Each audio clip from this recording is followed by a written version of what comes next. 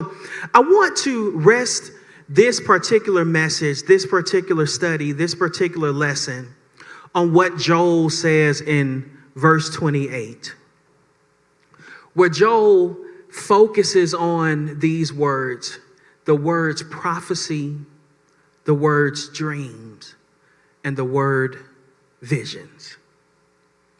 As we wrap up our focus on men, we are concluding Men's Week. The Spirit drew my attention to this passage of Scripture where he says, and I'm going to read it again because I really want you to hear it. He says, "And afterward, I will pour out my Spirit on all people. Your sons and your daughters will prophesy. Your old men will dream dreams, and your young men will see visions." It is vital, it is critical for all of us to understand a dream is rooted in what was. A prophecy, it speaks about what is. And a vision forecasts what could be. Hear it. A dream is rooted in what was. When you sleep and process what has gone on during the day, what's feeding that dream is what was.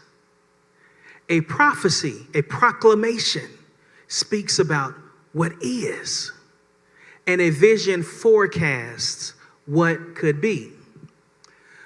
For many of our young men, they have no dream. They have no prophecy, and neither have they a vision.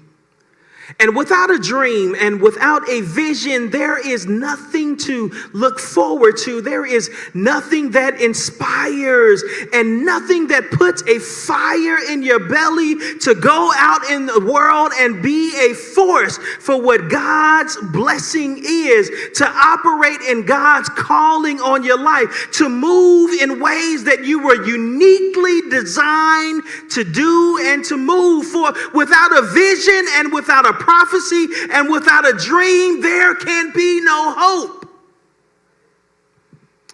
And when you can't see a future, when you can't see a destination, when you can't even see a path out of here, when you can't see that vision, and at the same time, the locusts are eating up all that you have, your dream becomes a nightmare. And not just a regular nightmare, but it is a nightmare that you are forced to experience, not just when you sleep, but even when you wake up, you are still in the same nightmare. To have no hope. It's not just to be hopeless, that the absence of hope is actually despair.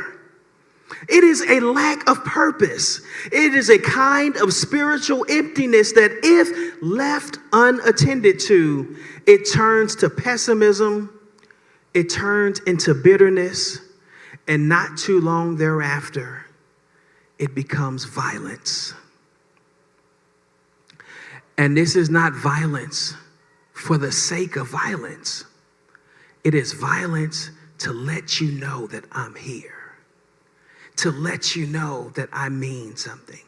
And regardless of the consequences of that violence, it is more important to me to let you know that I'm here. For there is an African proverb that says, a child will burn down the village just to feel its warmth.